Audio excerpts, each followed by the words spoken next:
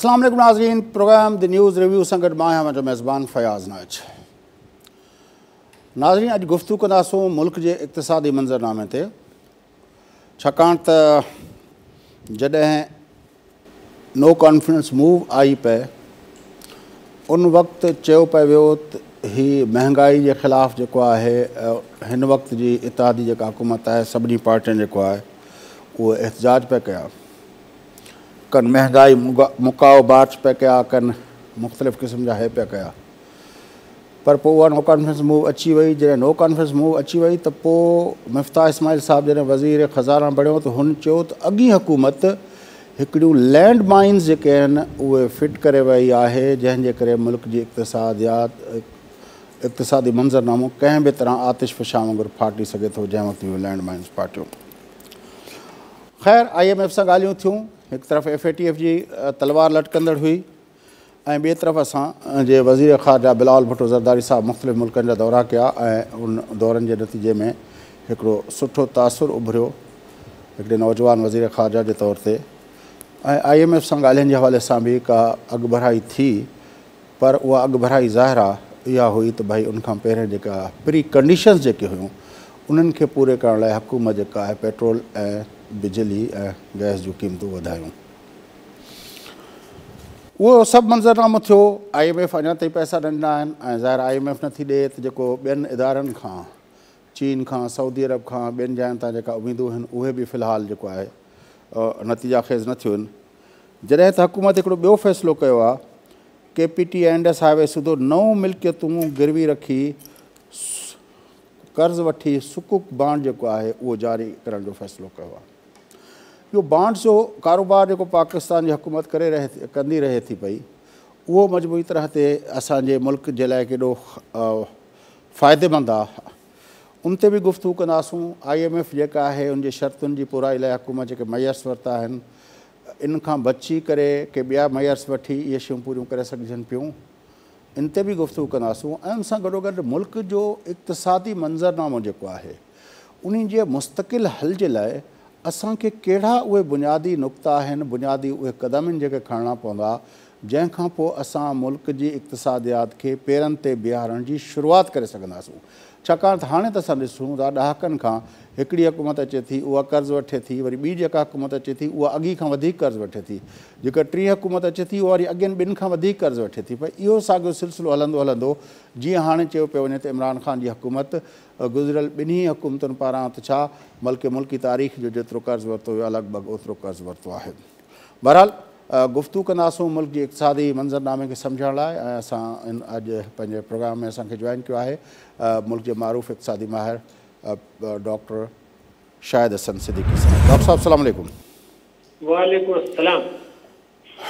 Doctor साहब, सुकूक bond, ये bond का कारोबार हमारी हुकूमतें काफ़ी अरसे से करती रही हैं। अब तो हम अपने असासे गिरवी रखकर वो बॉन्ड के लिए कर्ज़ ले रहे हैं।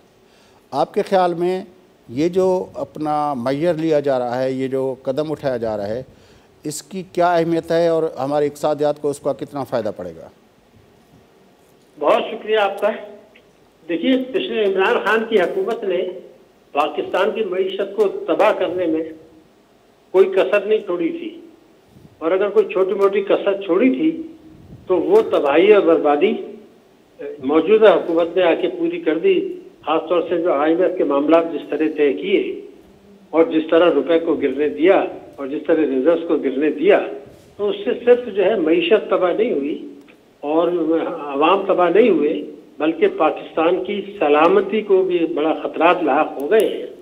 और मैं तो ये समझता हूँ कि चूँकि सलामती के खतरात की मैं बात कर रहा हूँ, तो कौमी सलामती कमेटी की ये जिम्मेदारी बनती है कि इन खतरात का नोटिस लें और देखें कि क्यों हुए हैं, एहतसाब करें और उसके बाद जो है ये बताएं कौम को कि आइंदा के लिए इसको रोकने के लिए उन्होंने क्या किया है। आपने जो बड़ी अहम बात की है, अब IMF के कर्जों के साथ ही एक पाकिस्तान में दौड़ शुरू हो जाएगी कि कितने कर्जे हुकूमत लेती है, अपने असासे बेचे जाएंगे, असासे गिरवी रखे जाएंगे।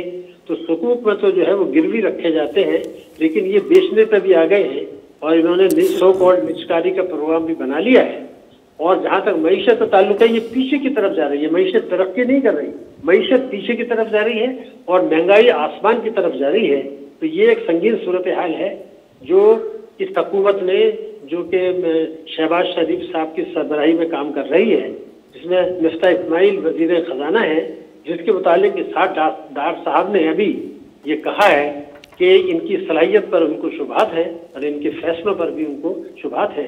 तो ये मैं हैरान इसलिए हुआ कि अभी तो ये वक्त गया था, वजीर आजम खुद गए थे, वजीर खजाना मिस्टर इस्माइल भी गए थे, इमरान खान साहब के जो खिलाफ जो सूरत हाल है वो भी डिस्कस करनी थी। तो क्या नवाज शरीफ साहब से सारा डिस्कस तो हुआ होगा, डार साहब भी उसमें मौजूद होते हैं चूंकि उनके दस्ते रास्त है। तो वो ये क्यों कह रहे हैं कि इनके अंदर सलाहियत नहीं है और ये जो फैसले कर रहे हैं ये मैं उनसे इत्तफाक नहीं करता, खासतौर से पेट्रोलियम मसनूआत और दूसरी चीज़ें। तो जो आपका सवाल है वो यही है कि मैं ये कहूँगा कि ये चीज़ों को गिरवी रख रहे हैं, चीज़ों को असासों को बेचेंगे, कर्जे बेतहाशा लेंगे और मईशत को पीछे की तरफ ले जाएंगे और महंगाई को ऊपर की तरफ और कर्जों के हजम को ऊपर की तरफ ले जाएंगे। अच्छा, IMF के साथ हमने कीमतें बढ़ा दी लेकिन अभी तक वो आजकल पे मामला अटका हुआ है, उसके पीछे क्या वजूहत है? भैया साहब बात यह है, कोई वजह नहीं है, ये जल्दबाजी हर चीज़ में करते हैं। अभी जो है वो मेरे ख्याल से आज रात तक ये मुतवक्को है, मेरा कल भी यही मेरा कहना था कि ये आज रात तक हो पाएगा। अभी जो है इन्होंने कुछ ऐसी चीज़ें की हैं बजट में जो कि उनके साथ मामलात के खिलाफ हैं। तो एक तो उनको इस पर एतराज़ है कि ठीक करें और उनकी बात वो कौन सी चीज़ें हैं जिसके पे उसको एतराज़ है? भैया साहब देखिए, बात ये शायद आपसे पहले भी मैंने एक दफ़ा बात की थी, वो ये कहते हैं कि आपने जो लोगों की असेट्स हैं जायज़ आमदनी से जिस पर टैक्स दिया है उससे आपने कुछ प्रॉपर्टीज़ वगैरह बना ली हैं, उसको ये अनप्रोडक्टिव असेट्स कह रहे हैं और उस पर उन्होंने टैक्स लगाया है। तो आपको तो इल्म है कि हम और आप दोनों इस बात से इत्तफाक करते रहे हैं कि 18वीं तरमीम जो है वो नुमाइश के लिए नहीं बनाई गई थी। तो ये तो सूबाई मसला है, तो इस हुकूमत को क्या हक है कि ये जो सूबाई मसला है प्रॉपर्टी का, इसको वो अपने बजट में लेके आए वफाक में। दूसरी बात ये थी कि आपके भी इल्म है कि पाकिस्तान में वेल्थ टैक्स खत्म हो चुका है। इस वक्त कोई कानून मौजूद नहीं है जिसके तहत हुकूमत को इख्तियार हो कि वेल्थ टैक्स लगाएं। तो ये जो टैक्स लगाया है ये एक्चुअली वेल्थ टैक्स है। तो IMF ये कहता है कि अगर कोई आदमी कोर्ट में चला गया और वहां से फैसला आ गया, आमतौर से तो बड़ी ताखीर हो जाती है, अगर वो फैसला आ गया और उन्होंने इसको कालेजम करार दे दिया तो फिर आपका गैप आ जाएगा। एक तो उनको इस चीज़ पर बड़ा बहुत सख्त एतराज़ है। दूसरा उनका कहना ये था, इनके पास कोई जवाब नहीं था हुकूमत के पास, वो ये था कि आपने रेवेन्यूज का जो टैक्स रेवेन्यूज और नॉन टैक्स रेवेन्यूज उसका हदफ आपने रखा है 9,000 अरब रुपया अगले माली साल का। उसके बाद NFC अवार्ड के तहत 4,100 अरब रुपए सूबों को जाने हैं। अब हुकूमत के पास बचते हैं 4,900 अरब रुपया, जबकि दफा और सूद में इसका टोटल आ जाता है 5,000 अरब रुपया। यानी दफा के लिए भी आप कर्जा ले रहे हैं और बाकी सारे अखराजात के लिए भी आप कर्जे लेंगे। तो IMF कहता है कि या आप अखराजात कम करें या आप अपनी आमदनी बढ़ाएं। तो उन्होंने कहा जी ठीक है, आमदनी हम बढ़ा देते हैं, तो अवाम पर टैक्स डाल के टैक्स रेवेन्यूज का हदफ बढ़ाना पड़ेगा। फिर वो एक और बड़ी बात कर रहे हैं, आप वो ये कह रहे हैं कि सूबों को आपने ये कहा था कि ये 580 अरब रुपया फाजिल देंगे। तो जहां इनकी हुकूमत है, पंजाब है, उसने भी नहीं दिया और सिंध ने कहा कि हम तो खसारे का बजट देंगे, वो तो पाबंद नहीं है इस फैसले के, उन्होंने खसारे का बजट दे दिया। बलूचिस्तान भी खसारे का बजट दे दिया। तो ये जो 580 अरब फाजिल आने थे ये तो नहीं आएंगे। तो जब ये नहीं आएंगे तो फिर आपका बजट तो फिर अपसेट हो गया। तो और भी चीज़ें थी इसके अंदर कुछ, लेकिन बुनियादी बात उनकी यही थी कि भाई ये तो आपकी चीज़ें ही गलत हैं, तो ये इसको किस तरीके से ये होगा, उस पर उनके एतराज़ात थे। और लेकिन असल जो उनका एतराज़ है वो जो जाहिर नहीं कर रहे हैं, वो ये समझते हैं कि हमारे जो इमरान खान साहब हैं वो ये धमकियाँ देते हैं कि जी बजट के बाद में हुकूमत को गिरा दूंगा। तो अब वो ये परेशान है कि अगर इमरान ने जो वायदा उनके साथ किया था तहरीरी तौर पर हुकूमत पाकिस्तान ने, वो इमरान खान ने खुद तोड़ दिया 28 फरवरी 2022 को।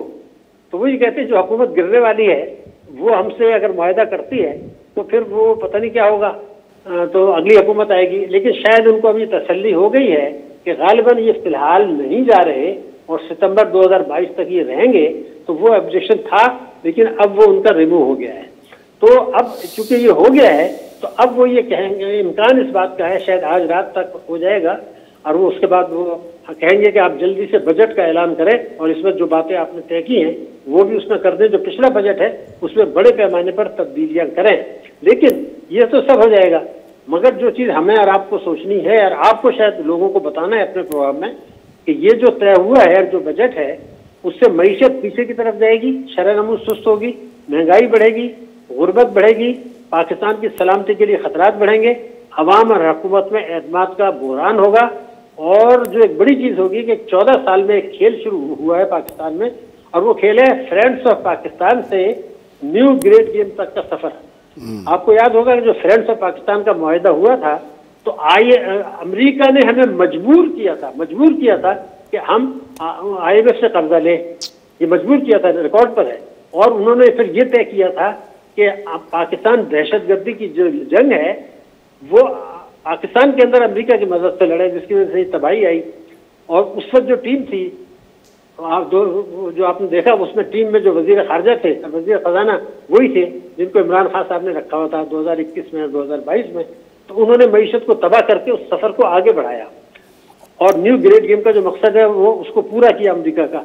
इन्होंने आके 2 महीने तक डिले करके या 2 महीने 15 दिन तक डिले करके मईशत को इतना तबाह बर्बाद कर दिया, रुपए की कदर को इतना गिरा दिया कि अब मईशत को ठीक होना फिलहाल। सर, जो न्यू ग्रेट गेम की आप बात कर रहे हैं, मैं चाहता हूं कि आज के प्रोग्राम के अंदर आपने ये इसका जिक्र किया है तो हम उसको थोड़ा हमारे नाजरीन के लिए एलाबरेट कर दें। ग्रेट गेम तो सुपर पावर्स के दरमियान होती है। किसी ज़माने में वो जो थी अपना 2 राइवल पावर्स के दरमियान थी, फिर जो कोल्ड वार के दौर में वो सोवियत यूनियन और अमेरिका के दरमियान वो ग्रेट गेम थी।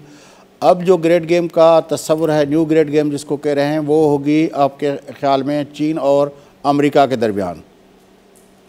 देखिए, वो जो ग्रेट गेम है उसके खित्ते में मकासद की बात कर रहा हूँ। हमारे खित्ते में उसके क्या मकासद है न्यू ग्रेट गेम के तहत, वो खित्ते के मकासद। लेकिन ग्रेट गेम के प्लेयर जो होंगे, हम तो उसमें अपना एक जो है जो फ्यूल के तौर पर हमारे जैसे मुल्क इस्तेमाल होते हैं, एक जो है मर्सनरी के तौर पर इस्तेमाल होते हैं, क्योंकि असल डिज़ाइन तो ग्रेट प्लेयर्स करते हैं। तो इस वक्त ग्रेट गेम है, इसके खासियत बड़े वाज़ेह हैं न्यू ग्रेट गेम के। देखिए, एक होता है मेन, ऊपर प्रेसिडेंट होता है, उसके नीचे वाइस प्रेसिडेंट 3 होते हैं। तो ये जो न्यू ग्रेट गेम है, एक इनके अपने हैं जो सर्द जंग के खात्मे के बाद बने हैं मकासद। तो हमारे खत्ते में जो अमेरिका के मकासद हैं वो ये हैं कि फर्स्ट ऑफ ऑल कि पाकिस्तान के अफगानिस्तान और भारत के साथ और ईरान के साथ ताल्लुकात को ख़राब करना और पाकिस्तान को गैर मुस्तहकम करना, पाकिस्तान की मईशत को कमज़ोर करना, पाकिस्तान के अवाम और हुकूमत के दरमियान एतमाद का बहरान पैदा करना, पाकिस्तानी अवाम और अफवाज पाकिस्तान के दरमियान एतमाद का बहरान पैदा करना। ये अमेरिका के मकासद हैं। अमेरिका के मकासद खत्ते में है न्यू ग्रेट गेम के तहत। इस खत्ते में मतलब ये कि अगर अफगानिस्तान से यहाँ दहशतगर्दी हो रही है, भारत से वो दहशतगर्दी पाकिस्तान में करा रहा है, भारत के कहने से हमें ग्रे लिस्ट में डाला हुआ है, भारत के कहने से अभी ग्रे लिस्ट से नहीं निकाला, बल्कि ये कहा कि एशिया पैसिफिक ग्रुप पाकिस्तान आएगा, वो ये देखेगा कि जो आप जो कुछ बातें कर रहे हैं अमली तौर पर क्या है। और एशिया पैसिफिक ग्रुप का वाइस चेयरमैन भारत, उसमें उसका किरदार होगा कि जो लोग यहाँ आएंगे टीम के मेंबर चेक करने, ऑडिट करने, वो भारत का भी उसमें किरदार होगा कि वो किन लोगों को नॉमिनेट करता है। और अगर उन्होंने ये कह दिया कि जी ये तो बातें ग्राउंड रियलिटी ठीक नहीं है, खत में और कुछ बताया था, तो ये जो खुशियां मना रहे हैं कि जी हम निकाल दिया, ऐसी कोई बात नहीं है। अभी फैसला होना बाकी है और मेंबर जो हैं उसके कौन कौन होंगे, उसमें भारत चूंकि एशिया पैसिफिक। हजरत जिस आप बात कर रहे हैं, जिस अपना ग्लोबल आलमी सियासत के अपना और उसमें जो है ग्रेट पावर्स की अपना इंटरेस्ट की बात कर रहे हैं या उनके मकासद की या उनके डिज़ाइंस की बात कर रहे हैं, हम देख रहे हैं कि 1977 से लेकर आज तक 45 सालों में, इन 45 सालों में ज़ियाउल हक के 11 साल, मुशर्रफ के 9 साल, 20 साल तो डायरेक्ट हमारे अफवाज पाकिस्तान के चीफ़ ऑफ आर्मी स्टाफ की डायरेक्ट हुकूमत रही है। उसके बाद का जो दौर है उसमें आपने देखा कि कभी क्यानी के फ़ैसले, कभी जनरल क्यानी के फ़ैसले, कभी जनरल राहिल शरीफ के फ़ैसले, कभी जनरल अपना उससे पहले 90 की दिहाई के अंदर मिर्ज़ा असलम बेग साहब जिस तरह ऑपरेट करते थे, IJI बनवाते थे, फिर वो नो कॉन्फ्रेंस मूव्स होती थी, वो सारा किस्सा जो है हमारी सियासत के फ़ैसले तो उस वक्त से लेकर यानी 77 से लेकर आज तक जो हो रहे हैं, हमारी फॉरेन पॉलिसी और हमारी डिफेंस पॉलिसी, सिक्योरिटी पॉलिसी के मामलात, हमारे सियासतदानों से ज़्यादा देखते रहे हैं हमारे अपना पाक फ़ौज के आला क़यादत। तो आपके ख्याल में अब हम कहाँ इस तरह ड्रिफ्ट हो गए कि हम उसमें फंस गए? देखिए, आपने बड़ी अहम सारी बातें कर दी हैं। बहुत, ये तो एक अलग टॉपिक है, फुल फ्लैश। मगर मैं आपको ये बता दूं कि एक्चुअली 1979 से अब तक जो कुछ हुआ है, जिया के आने के बाद जो सोवियत यूनियन की अफगानिस्तान पर हमला था, उसके बाद से जो मेरे पास आदाद-ओ-शुमार है और इसकी जिम्मेदारी मेरे ऊपर है कि 1980 से जब ये सोवियत यूनियन की जंग शुरू हुई, उसके असरात आए, उससे लेके 2021 तक हमारी ग्रोथ रेट जो औसत है, भारत से भी कम है, बांग्लादेश से भी कम है और श्रीलंका से भी कम है।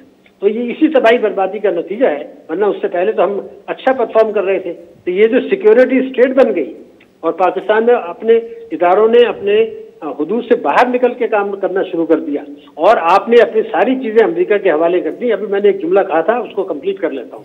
मैंने आपसे कहा था कि 2008 में सितंबर में अमेरिका ने, इसके दस्तावेजी सबूत है, पाकिस्तान को मजबूर किया कि IMF से कर्जा ले हमारी सियासी शराइत पर। और आज आपने कल पर अपने अखबारात में पढ़ा होगा, मिफ्ता इस्माइल ने ये कहा है कि हमने अमेरिका से सिफारिश करा दी है IMF को। तो मैं जिस कॉन्फिडेंस से कह रहा हूं कि आपको पैसा मिल जाएगा, वो ये था कि IMF ने, अमेरिका ने एग्री कर लिया है कि अब वो जो शराइत सख्त थी जिससे पाकिस्तान की मईशत को तबाह करना था, वो मकसद हासिल हो गया है। अब अमेरिका की सिफारिश पर आपको कर्जा मिल रहा है, तो आप तो खुद ही कहते हैं फ्री लंच नहीं होता। तो ये तो मैंने अभी जो आपसे कहा था, ये वही बात थी कि 2008 से 2022 तक फ्रेंड्स ऑफ पाकिस्तान का से न्यू गेट तक का जो सफर था, ये वही है कि उस वक्त भी अमेरिका के दबाव पे था, आज अमेरिका की सिफारिश पर है, क्योंकि उस वक्त मईशत आपकी तबाह नहीं थी, आपने तबाह बर्बाद कर दी।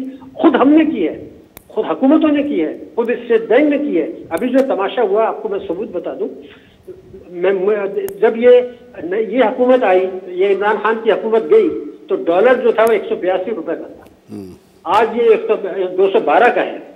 तो ये जो कोई 34 रुपए गिर गए, तो क्या पाकिस्तान की तारीख में कभी गिरे थे? क्या स्टेट बैंक चाहता है तो इस रुपए की कदर को गिरने से नहीं रोक सकता था? क्या माजी में स्टेट बैंक ने रुपए की कदर को गिरने से नहीं रोका? यही सवाल है आपसे कि स्टेट बैंक चाहता तो रोक सकता था कि नहीं रोक सकता था? हमको और हमारे नाज़रीन को तो बताइए कि वो क्या करता तो रोक सकता था, लेकिन आप इसके साथ ज़रूर ये बताएंगे कि इस स्टेट बैंक को जो ऑटोनमस बनाने का फैसला किया गया था, वो भी हज़रत इमरान खान की हुकूमत ने किया था। भैया साहब, आपने जवाब ही दे दिया। मैं आपसे वही अर्ज कर रहा था, हुकूमत ने भी कोशिश नहीं की, मैं आपको जिम्मेदारी से कह रहा हूँ, मैं सबूत दे दूंगा आपको, और स्टेट बैंक ने भी कोशिश नहीं की। तमाशा ये हुआ कि स्टेट बैंक को इमरान खान ने जो बारूदी सुरंग बिछाई थी, वो तो एक बिछाई थी 28 फरवरी 2022 को, जब उसने माहिदा तोड़ा। अगर वो माहिदा नहीं तोड़ता तो ये बहरान आता ही नहीं जो आज आ गया, क्योंकि अगर वो माहिदा नहीं तोड़ते तो उस वक्त $900 बिलियन की IMF ने हमें दे देनी थी।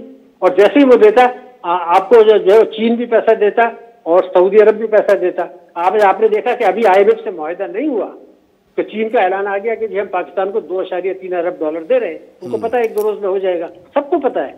तो अगर वो माहिदा नहीं तोड़ते इमरान खान साहब अपने मुफाद में या अमेरिका के मुफाद में, तो पाकिस्तान में बहरान नहीं आता, क्योंकि किस्त मिल जाती, IMF का प्रोग्राम चलता रहता।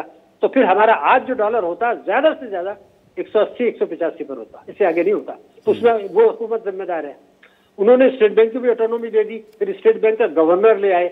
अब वो गवर्नर जो है अपना एक असिस्टेंट ले आया, डिप्टी गवर्नर, दोनों जूनियर आदमी थे, उसको डिप्टी गवर्नर बना दिया।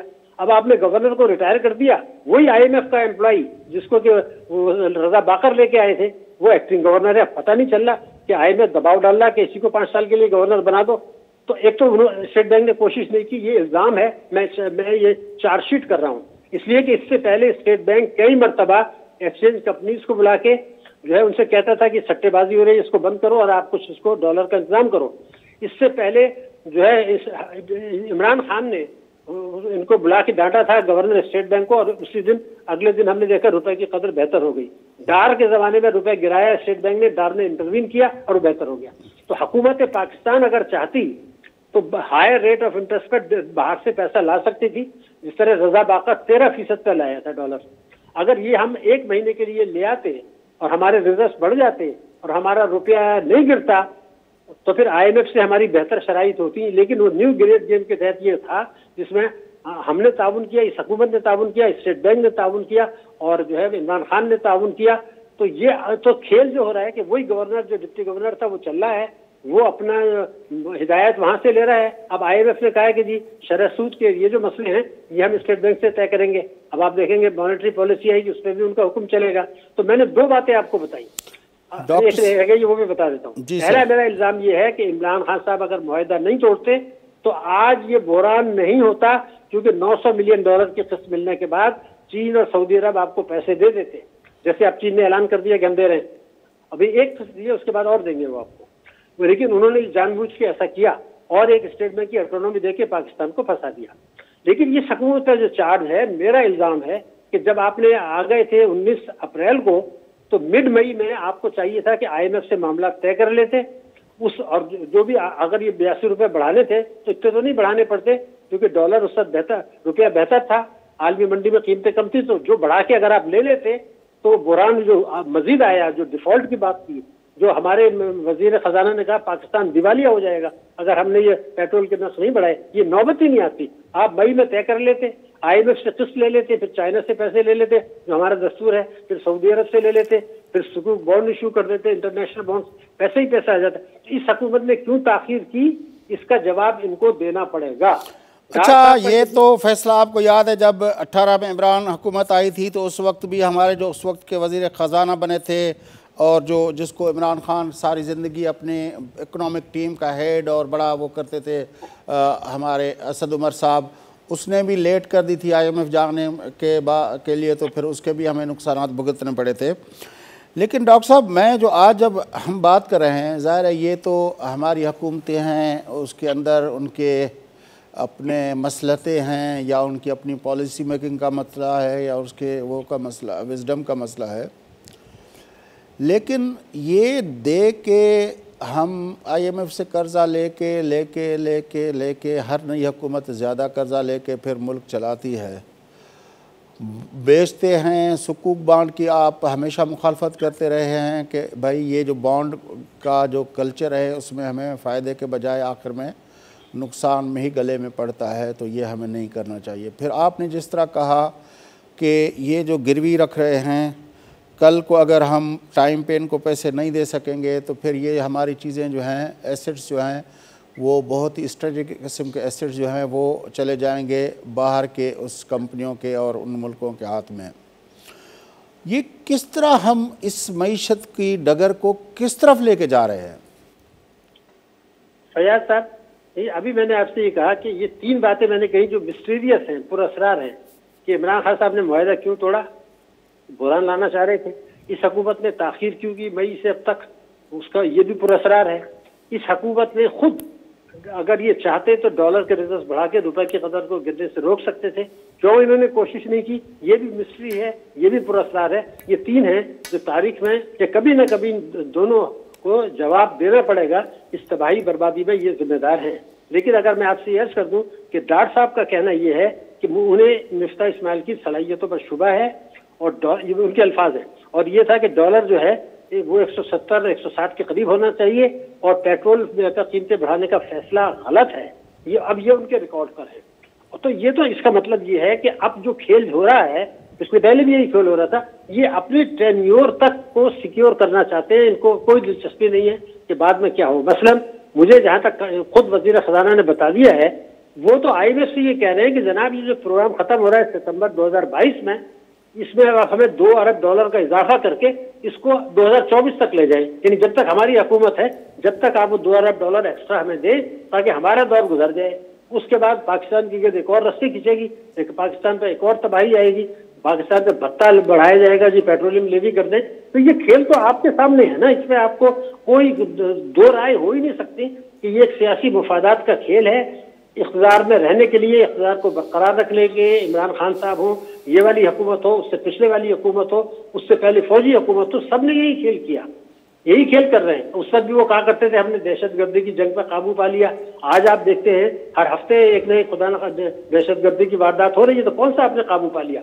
उधर से हमारे ताल्लुकात तालिबान से खराब हो गए, भारत जो है वो हमारे खिलाफ साजिशें आज भी कर रहा है, दहशतगर्दी भी कर रहा है, और हम इंटरनल मामलों में झुगड़े हुए, हम कहते हैं हुकूमत गिरा देंगे। अच्छा डॉक्टर साहब, अब हम इस चीज़ को तनकीद से आगे ले जाते हैं। आपके ख्याल में इस वक्त जब हम खड़े हुए हैं, क्योंकि हमारी मईशत तो रेंट सीकिंग पे है, हम पैसे लेते हैं चलाते हैं, उसके लिए ज़ाहिर है हमें अपनी सॉवरेनिटी, अपनी फॉरेन पॉलिसी वो गिरवी रखनी पड़ती है, न सिर्फ एसेट गिरवी रखने पड़ते हैं बल्कि अपनी पॉलिसी भी गिरवी रखनी पड़ती है। तो अब सर देखिए, मैं आवाज़ कट गई थी गालिबन आपकी, तो काफ़ी मैं कह रहा हूँ कि हमें न सिर्फ पॉलिसी अपना, न सिर्फ एसेट्स गिरवी रखने पड़ते हैं, जब हम कर्जा लेते हैं IMF से और दूसरे इदारों से, तो हमें अपनी पॉलिसी भी गिरवी रखनी पड़ती है। तो अब हमारी फॉरेन पॉलिसी से लेकर हमारी सिक्योरिटी पॉलिसी तक हमें गिरवी रखनी पड़ती है। अगर इस तरह की सूरत हाल है तो आखिर क्यों नहीं हम इस मुल्क के मईशत के जो बुनियादी इश्यूज़ हैं उनको रिज़ॉल्व करने के लिए कोई कदम उठाते? क्योंकि इस वक्त जो मैं देख रहा हूँ, जो मेरी अंडरस्टैंडिंग है कि जो हमने तेल और बिजली और ये सारी एनर्जी की कीमतें बढ़ाई हैं, उससे तो हमारी कॉस्ट ऑफ डूइंग बिज़नेस जो है वो बढ़ जाएगी, तो उसमें जो हमारी एक्सपोर्ट थोड़ी बहुत है वो सुकड़ जाएगी। अगर वो सुकड़ेगी तो फिर आपको जो अपना करंट अकाउंट डेफिसिट है उसका तो गैप बढ़ेगा, फिर आपके पास वही डॉलर की शॉर्टेजेस, एक तरफ से आप लाएंगे कर्जे लेके, दूसरी तरफ आपकी वो बढ़ती जाएगी। तो ज़ाहिर है इस वक्त जब ज़रूरत है मुल्क की वो यही है कि आप अपनी प्रोडक्टिविटी बढ़ाएं, आप अपनी एग्रीकल्चर, अभी बजट पे मैंने अपना ग्रोअर से बातें की तो वो कह रहे थे कि दुनिया के अंदर पर एकड़ यील्ड जो है वो कहाँ पहुँची हुई है, और हमारे यहाँ उसके चौथे हिस्से के बराबर भी नहीं है क्योंकि हमारा रिसर्च नहीं होती। फिर वो बता रहे थे कि इनपुट्स जो हैं वो हम सारी बाहर से ले रहे हैं, तो ज़ाहिर है वो हमें कभी अच्छी मिलती हैं, कभी वो लो क्वालिटी की मिलती हैं। तो हम एग्रीकल्चर पे भी फोकस नहीं कर रहे, हम सनतों पे भी फोकस नहीं कर रहे कि चीज़ें बना के बाहर भेजें। अब आप देखें कि हिंदुस्तान और चीन को तो छोड़ें, बांग्लादेश भी हमें टेक्सटाइल जैसी इंडस्ट्री में हमें पीछे छोड़ रहा है, हम उसके कॉम्पिटिटर भी नहीं रहे, वो हमसे कहीं आगे निकल गया है। वो टेक्सटाइल इंडस्ट्री जो हमारी सारे 70 सालों की जो हमारी एक्सपोर्ट है उस पर हमने इन्वेस्ट किया है टेक्सटाइल इंडस्ट्री पे, तो हम कहाँ से एक मईशत के बुनियाद ठीक करने की तरफ क्यों नहीं जाते?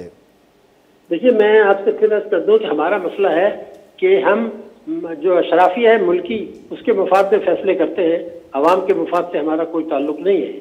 और हम जो इलेक्शन जीतते हैं वो इलेक्टेबल से जीतते हैं, अवाम के वोटों से नहीं जीतते। वो जो सिस्टम है उसके तहत इलेक्टेबल्स आते हैं। एक बैरूनी अशराफिया है जो हमें मदद करती है इक़्तिदार में रहने में, हमें कर्जे दिलाने में, हमारे असासे बिकवाने में। इस तरह से हम अपना टेन्योर गुजारते हैं, वही चीज़ चल रही है। और कुछ ताकतवर तबके ये कहते हैं कि जो हुकूमत इसके खिलाफ जाएगी हम उसको गिरा देंगे। तो ये चीज़ चल रही है, इदारे अपने हुदूद के अंदर काम नहीं कर रहे। और इस सूरत हाल में अभी तो मैंने जैसे आपसे कहा कि 22 दफ़े हम IMF के पास जा चुके हैं। गालिबन याया खान नहीं गया था, बाकी हर हुक्मरान गया है, अयूब खान से लेके आज तक सब गए हैं। और ये एक सिस्टम चल रहा है, कर्जे लो, असासे बेचो, ताकतवर तबकों को बरात दें, टैक्स एमनेस्टी दें, और IMF से कर्जा लें, वर्ल्ड बैंक से कर्जा लें, दोस्तों से कर्जा लें, झूठी मूठी रेमिटेंस मंगाएं और अपना गुजारा करें। ये खेल चल रहा है। और जब तक ये अशराफिया, मुल्की अशराफिया को आप नहीं तोड़ते, जिसे माफिया मैं कहता हूँ, और बैरूनी अशराफिया का इंटरफेरेंस कम नहीं करते, जिसके लिए जो कोशिशें करनी चाहिए उसमें इदारे भी अपना किरदार अदा नहीं कर रहे, पार्लियामेंट भी नहीं कर रही, सूबाई असम्बली भी नहीं कर रही, मीडिया भी नहीं कर रही, उलमा मुफ्ती इंटेलिजेंसिया भी नहीं कर रही, सब अपने अपने खेल चल रहे हैं, तो चलता रहेगा। बड़ी मेहरबानी डॉक्टर साहब, आपने हमें ज्वाइन किया। नाज़रीन, डॉक्टर शाहिद हसन सिद्दीकी साहब सां गॾु हुआ, गुफ्तगू तां ॿुधी मुल्क जे इक़्तिसादी मंज़रनामे जे हवाले सां। हिन सां गॾु प्रोग्राम वक़्तु पूरो थिए थो। पंहिंजो मेज़बान फयाज़ नाश खे इजाज़त सदाईं गॾु।